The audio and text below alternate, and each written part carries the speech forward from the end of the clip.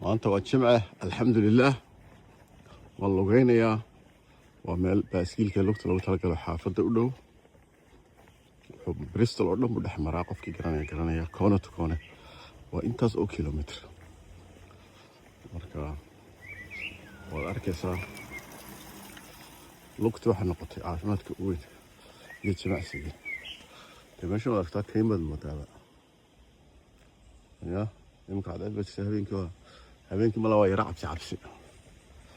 marka kolley waxaan imkaan u lugeeyaa average ahaan limitkaygu waa ilaa 9,000 maalintii laakiin inta badan ka badiyaa maalmahan ka hoos dhacaa waxaan lugeeyaa 12,000 13,000 maalmaalina marka London tago kale BBC tago kale baradhaqdan geeyo waxaan lugeeyaa ilaa 25,000 marka waxaa ka dhacaya hilibkii calooshii miisaan badan baa iga lama sidaas waxa ugu weyn ilaahay baa nafta qaya laakiinse waxa weyn waa sida dareemayso waxa dareemaysaa very nice habeenkiina saani wada seexanaysaa ta ugu weyn noqotaas aniga waxa ugu weyn ka helo lugtaan lugeeyo waxa weeye I feel good and sleep good I really that's what I want marka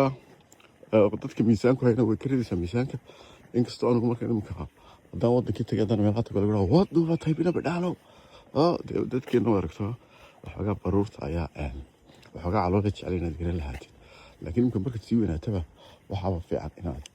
hilibku kaa dhaco oo miisaanku kaa yaraado marka waxaan leeyahay walaalahayow soomaaliyadow iyo muslimiinow lugeeya lugta waa caafimaad